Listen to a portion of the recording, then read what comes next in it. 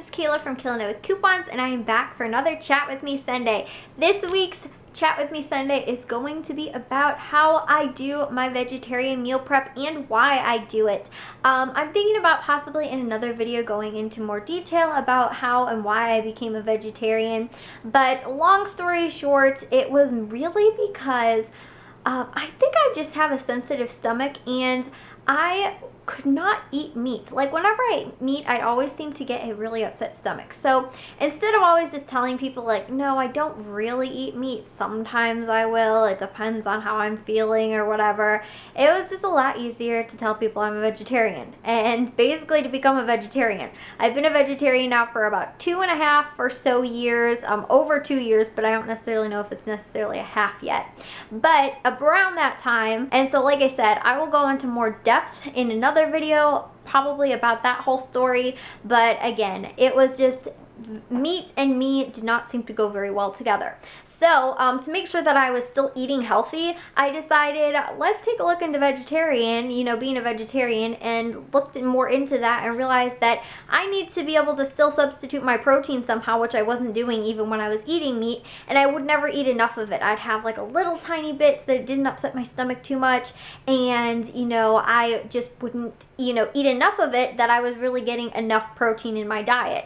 And so in order to do that, I found being a vegetarian actually has helped me eat a lot healthier and make sure that I'm, you know, well-rounding myself in what I'm eating, making sure that. Now, for a while, before I actually started doing my meal prep, which has only been for a little over a month now, I also wasn't doing too well in that. And you know, I knew now what substitutes and things like that I could be eating and substituting for meat, but it wasn't mixing very well. It was taking me too long to do it. Sometimes I wouldn't have the time to really get like my food together, and also because I'm the only vegetarian in the house, you know, a lot of the meals and things like that we would eat were all meat based. And so the way that I found really around that a lot better was to do this. So the best way, again, that I really found to make sure that I'm eating healthy and making sure that I'm eating, you know, the necessary foods that I need to, you know, keep me going and stuff like that, is really to do this meal prep. And that is what I found, because it saves me a lot of time and it also saves me money, saves me from eating just junky food and stuff like that, which is what I was doing. Unless I was taking a lot of time to making sure that I was,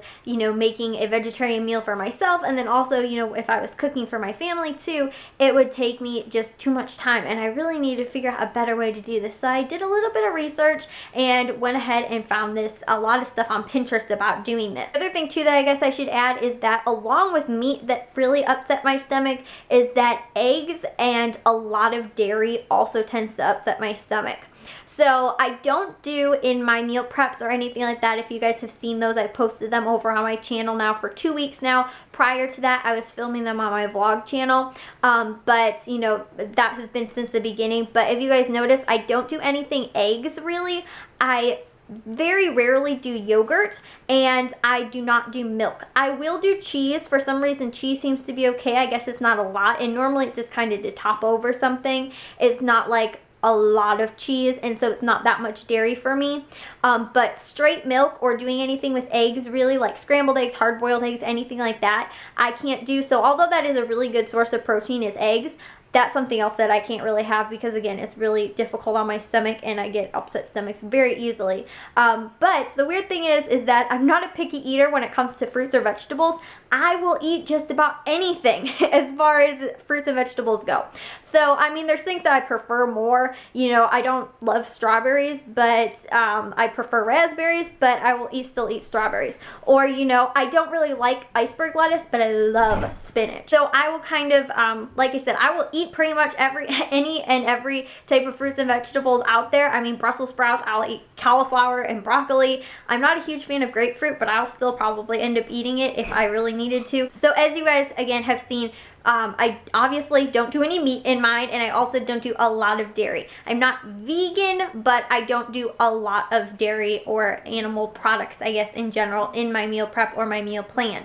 Unless, of course, it's like mixed into something where I can't really taste it. But raw dairy or raw eggs or anything like that, I can't, I mean, not raw, but, you know, anything that's like in the straight form of dairy, I can't really eat. So my meal prep, for about a month now, since mid or so January, I've been doing my meal prep.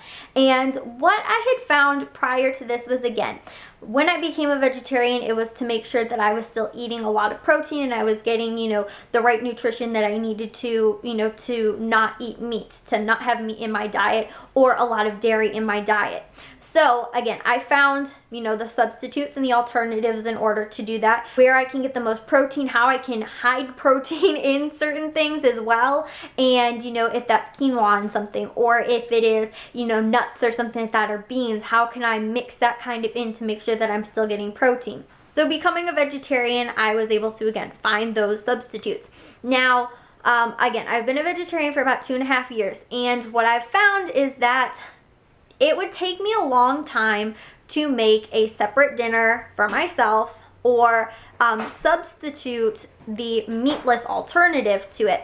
Like, for example, I remember this one pretty vividly because it was really tasty, but I remember I was making like stuffed bell peppers, and the recipe was for ground beef, but I substituted quinoa for it, for the ground beef, and I made it pretty much exactly the same, with the exception of the beef, and instead used quinoa. And it was super tasty. Like I said, I still remember it. But it took me a lot longer because I was having to make something completely almost different, even though it was the exact same ingredients with the exception of the beef.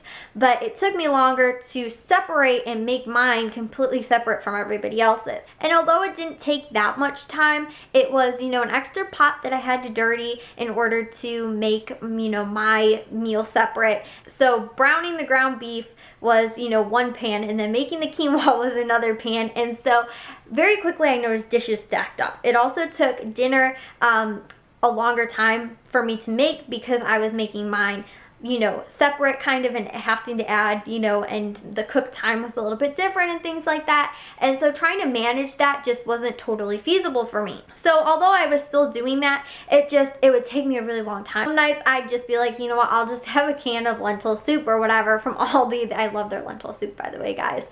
But, you know, I'd have that for dinner or something like that. And although it was a better alternative, sometimes it'd take me less time to make, just instead I had to heat it up. I mean, still, it's a canned soup. It's not the healthiest. It would take me a lot longer though if I was trying to make a whole pot of, you know, soup just for myself. The other thing is I'm only cooking for one person, just for me. You know, I will still sometimes too do a meatless product, you know, or like I do freezer dinners now. I would do a whole freezer dinner possibly for my family, but I couldn't ask them, hey guys, every single week can we just eat, you know, or the 4 days out of the week when I cook, can we just all eat vegetarian? Like, it wasn't, you know, totally an option for us. So I have to try and balance 4 people in my family eating meat and then me just not eating meat. So although, like I said, we will still, you know, some nights have a vegetarian dinner that the whole family will have, you know, or something like that, or even something too that's really easy, like doing tacos and having ground beef separate. I could also then do, you know, refried beans or black beans or something like that that then I can add just to mine.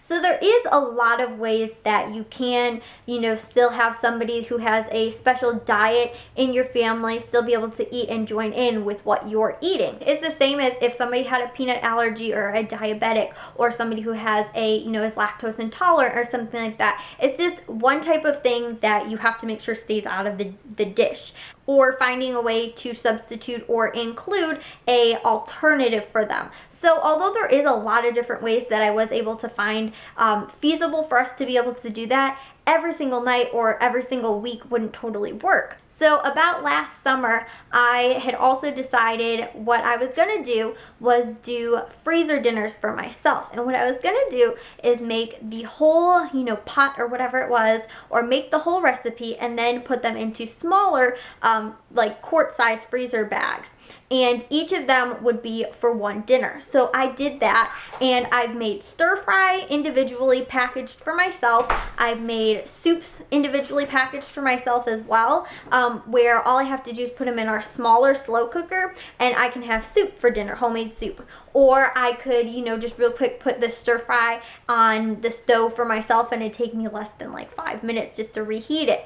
And so there was a lot of alternatives and options that I found would really work. Sometimes too, I'd be really lazy and I'd be like, okay, I'll have stir fry for dinner. But then I was like, you know, I still don't want to dirty an extra dish or whatever. Now, the other thing too, though, with doing these freezer dinners was that I would make, you know, 4 or 5 or sometimes 6 freezer dinners, but they were all the exact same recipe. And the thing that's difficult is when you're cooking for just one person, unless you're buying just a can of soup or something like that, if you want to make it homemade, you're going to have a lot of leftovers if you're only making it for one person. And I noticed that very quickly. Like, I have made some delicious one pot, you know, like a quinoa something, and another one was like a zucchini boats and stuff like that. And I noticed that, you know, I have to have a whole can, you know, if it calls for a whole can of tomatoes, a whole carton of vegetable broth or something like that, very quickly you realize that for just one person, it gets really expensive. And then the leftovers sometimes don't always turn out right, you know, as being heated back up. After doing that and kind of testing it out and seeing how, you know, the freezer dinners and things like that were working for me, the couple things that, like I said, I noticed was that, you know, it was the same thing almost every single night, and I was eating the same stuff. And although it was really fun to, you know, do a freezer dinner where all I had to do was just throw it in the crock pot in the morning and I had dinner ready for dinner, I didn't have to do any prepping. I didn't have to, you know, dirty anything other than the crock pot, you know, which is like a little, I don't even know, 1 quart, a 1.5 quart, you know, little slow cooker or whatever it was. It's not really like those little ones used for appetizers and stuff. You know, I'd use that to reheat my soup, and it was just really nice, and I really loved having those freezer dinners. But again, I was eating the same thing, and I would sometimes be a little lazy with it, and it just, for me personally, again, didn't totally work. So what I had decided to do was, again, I researched a little bit more and looked it on Pinterest, and I was like, oh, you know what? This meal prep thing seems like it would be totally worth it for me.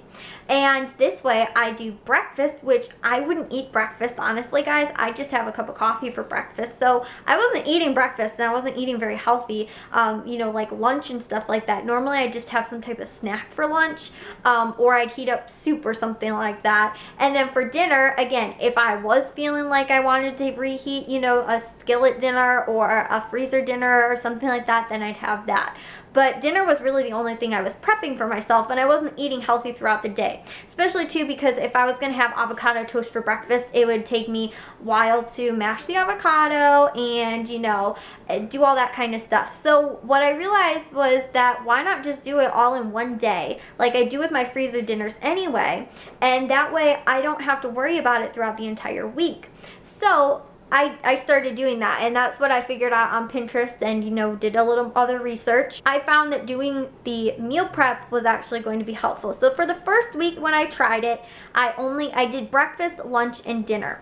And I didn't really have any snacks or anything like that in there. I noticed that I was really hungry kind of still throughout the day because it was just breakfast, lunch, dinner, and it was weird timing too. Like if I had my breakfast really early, then I'd have my lunch really early, and then I'd bump my dinner up really early, and then I'd be hungry right before I went to bed.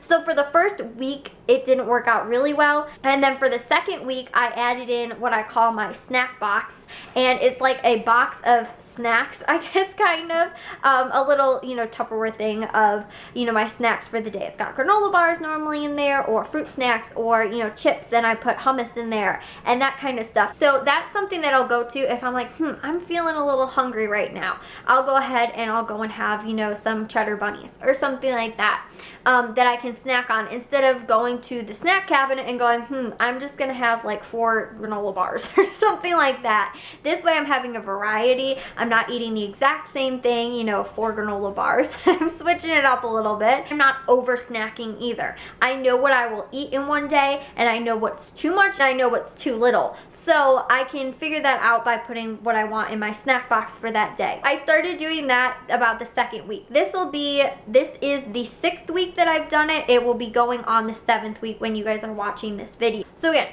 for my breakfast, I'm now eating breakfast. My breakfast can totally vary. Again, I've done totally different things almost all the time. Sometimes I've done homemade protein granola bars, like protein bars, I guess, and then also too just like various things. I normally will do potatoes and peppers. They're like breakfast potatoes, but that's kind of my thing, is that because I don't do eggs and I don't do yogurt, my breakfast options are very limited anyway, and I'm not a huge sweets person. I don't really love sweets, especially for breakfast. I'm, like I said, I just like even berries, that sweet and stuff like that, I'm not a huge fan. Every once in a while, yes, I want a cookie and I want cake and stuff like that, or chocolate, but as far as like sweet things, I'm not a sweet person. I'm more of a salty person. So I prefer that kind of stuff for breakfast too, and you know, instead of having like a smoothie or a fruit bowl or something for breakfast, I need something that's a little bit more like potatoes and peppers, or avocado and toast, or you know, again, a protein bar, something that isn't like super sweet. That's typically what I'll do for my breakfast. And then for my lunches, again, I normally have always done a salad so far.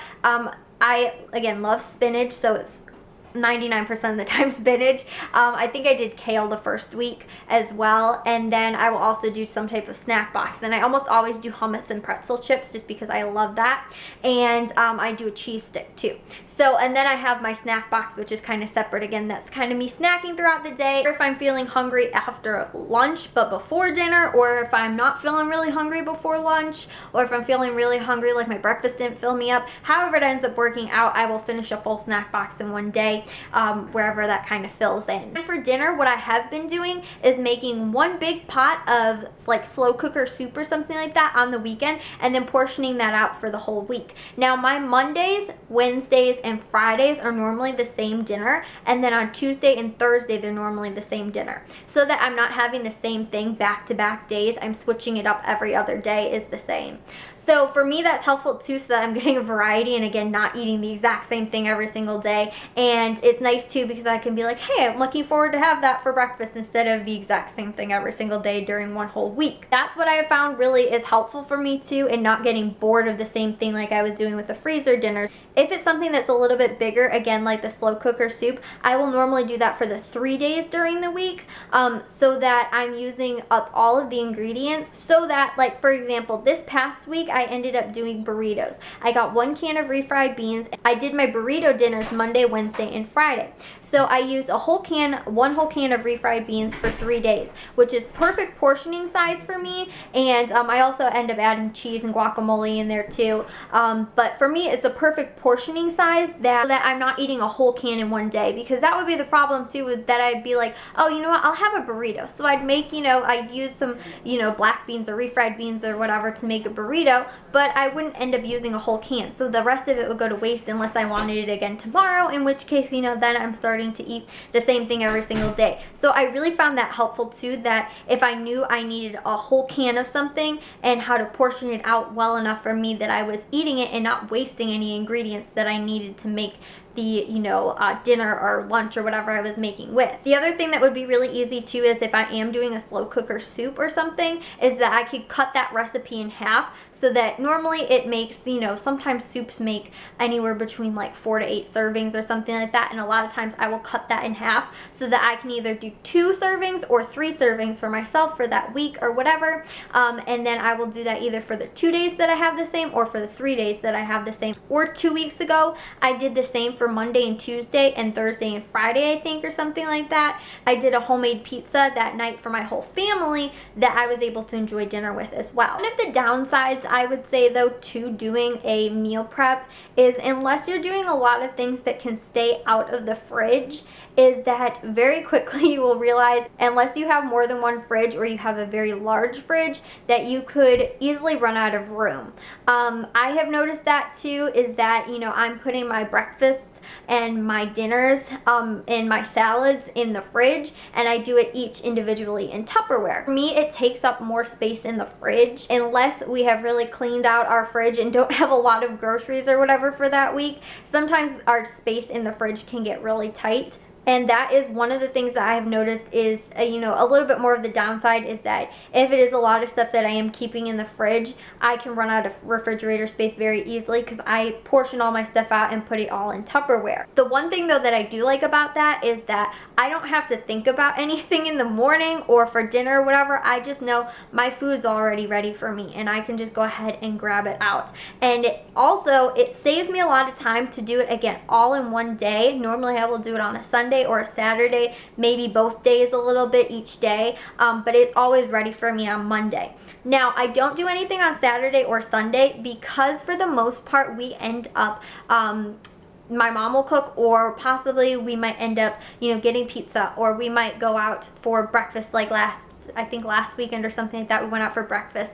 And so if I were to meal plan for that, I think I would end up throwing away more food than I was actually eating, because our weekends are normally just a hodgepodge of, you know, different things going on. We might not be home for, you know, like lunch. I might have to have a really late lunch or kind of a lunch dinner or something like that. And so timing wise and schedule wise on the weekends, it doesn't work really well for me. So that's why normally I don't meal prep for myself on the weekends. It's just during the weekdays, because I'm almost 80 to 90% of the time home during that time, so it works out really well for me. So meal prepping on the weekends don't work out really well for me. And sometimes too, even if like I forget to have a salad or something like that, I can always freeze it and make it into a smoothie then for the weekend, and because it's mainly anyway spinach and some type of like fruit or something like that. So sometimes I will do that instead, if I again forget to eat it or don't have enough time, or if I ended up going out for lunch, I can always have the extras for that weekend. I think that's pretty much it.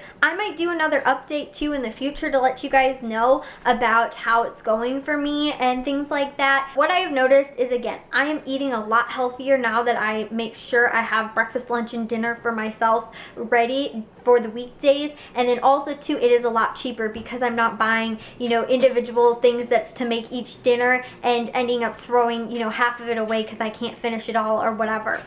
So again, I've noticed that money wise and saving wise, it is the most frugal option for me. And also too, to make sure that I'm eating healthier and I'm making sure that I'm actually eating breakfast and things like that. For me, again, this just works out really well. This is, like I said, about the 6th to 7th week that I've been doing this, and so far has worked out wonderfully for me. I know that it might not be ideal for everybody, but again, for me, it has worked out wonderfully.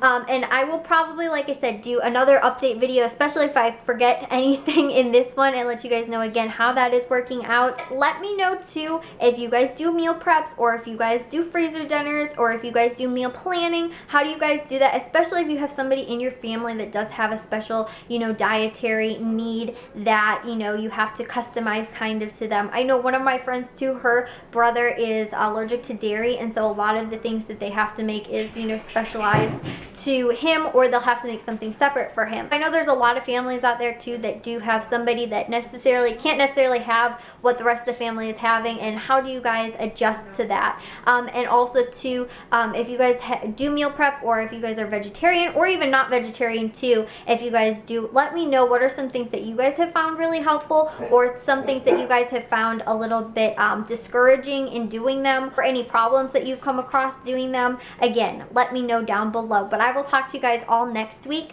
If you guys did enjoy this video though, make sure you guys give it a big old thumbs up. If you guys are new, we'd love if you'd subscribe, and I'll see you all next week. So bye guys.